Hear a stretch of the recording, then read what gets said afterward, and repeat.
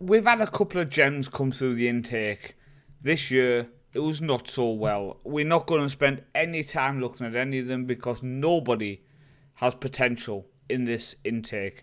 My name is Paul, also known as the Northman, and welcome to the end of the 2055 season. Now, one thing I want to point out going into next season for the next video, stay tuned because we have spent big.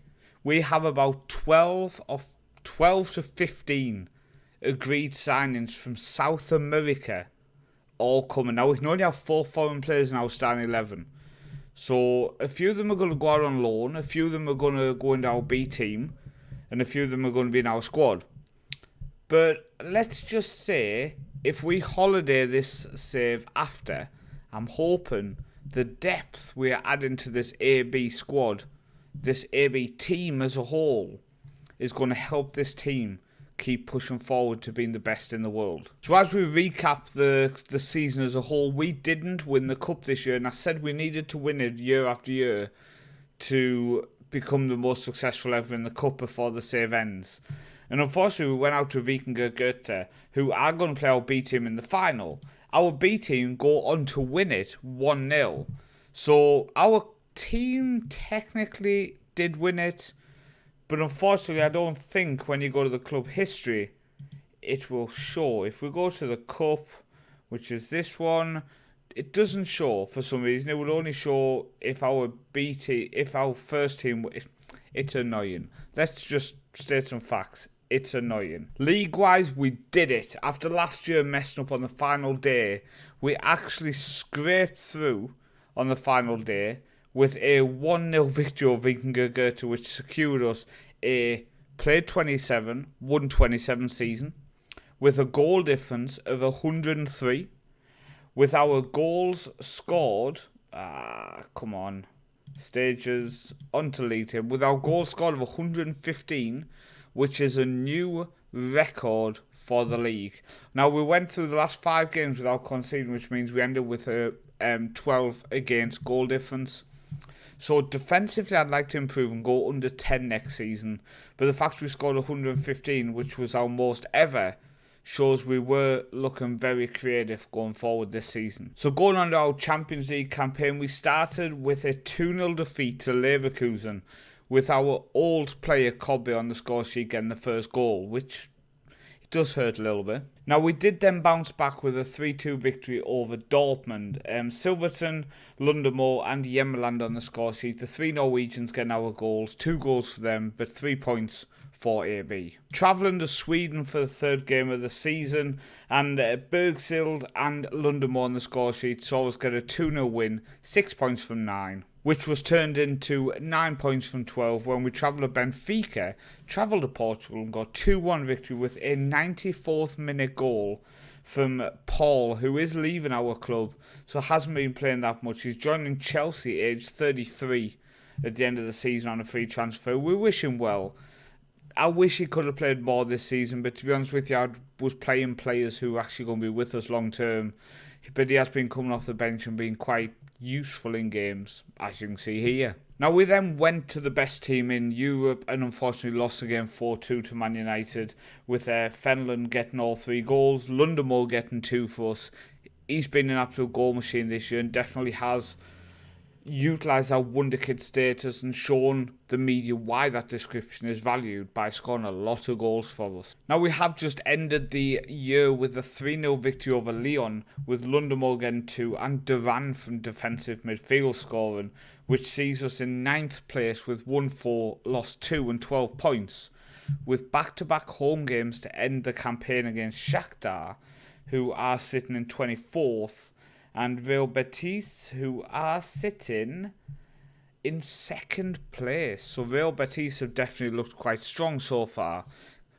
It is at home. I do fancy us still to get back-to-back wins to end the campaign, which would probably, I think, guarantee us a top 8 place for the 2nd season in a row. So we can keep our fingers crossed for that. We have also gained 94,000 more social media followers, so we are up to 33.1 million now, which it's fairly well, considering 94k was probably more than we had when we started. Just a little look at something we don't normally look at, but what the club vision is for next year. work within the wage budget, which we always do, be competitive in the Champions League and win the league. They don't really ask for much. Constantly, it's just be competitive or reach the Champions League group stage. A couple of years ago, after we'd won the Europa League and we automatically went into the Champions League, the next season, they wanted me to reach the playoffs. So without doing anything, I passed that expectation. So in terms of our top goal scorers, etc., London Moore with 38 goals in 38 starts. 16 goals for Silvertson from the right wing. Bergslid with 14 goals from the left wing. Dalsgaard with 13 goals in 15 starts has been doing really well, considering he only has 6 finishing. And then Makello with 10 goals, his first breakout season, starting instead of Mark Quadson. With Mark Quadson due to leave us, I decided, yes, he is in his 20s now.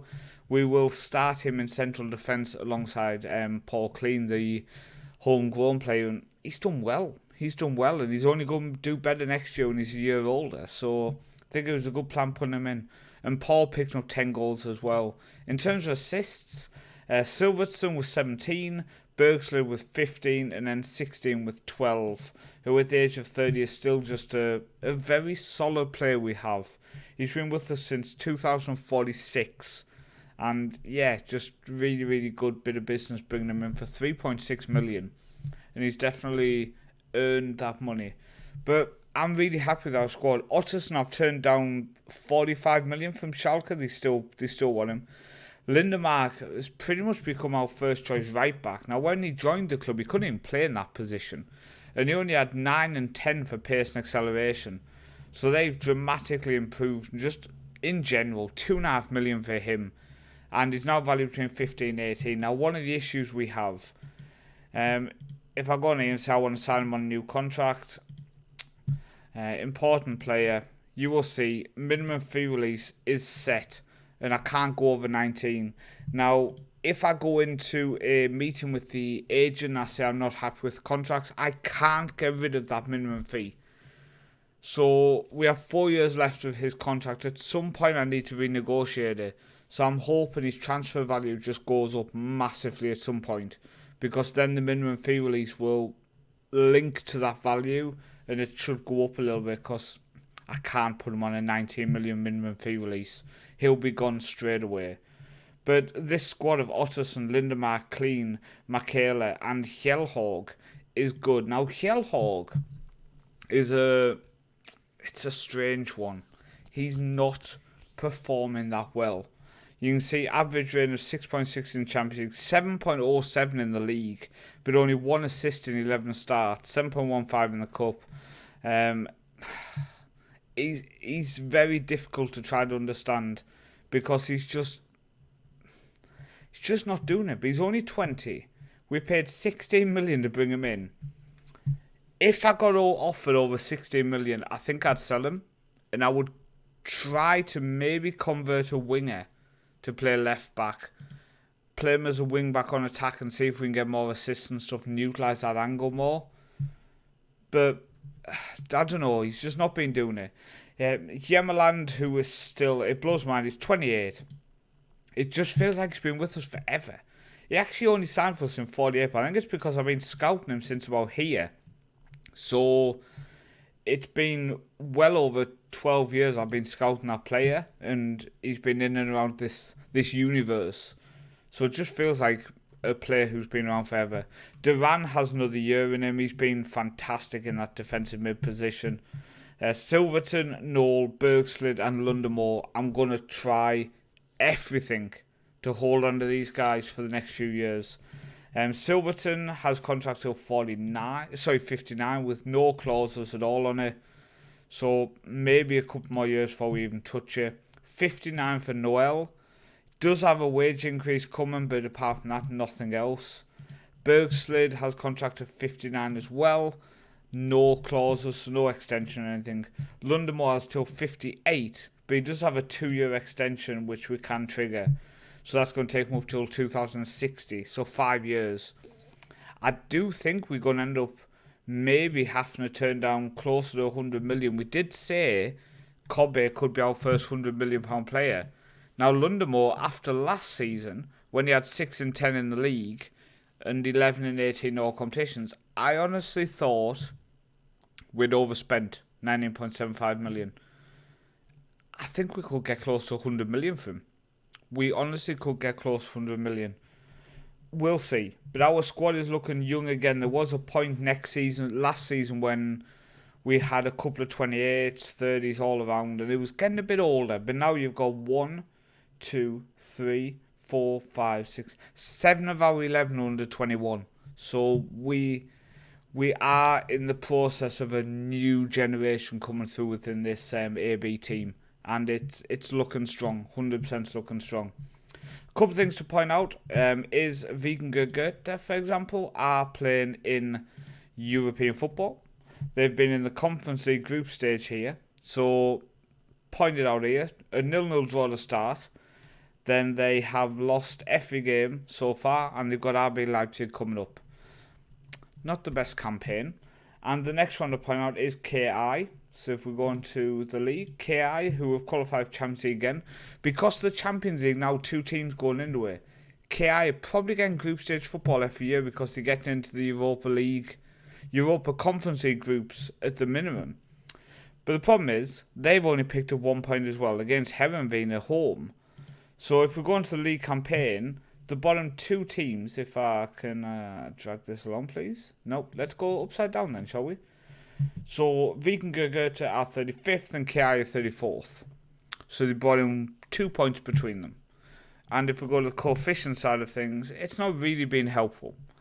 So we are this one here. So we have 4.5 points this season. I'm fairly sure we've picked up most of them.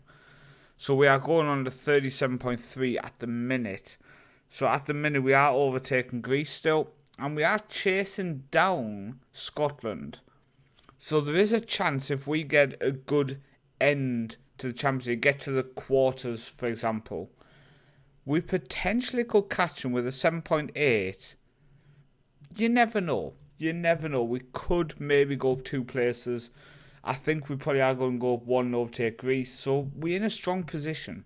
We are in a strong position, and I'm kind of excited to see if we can push on.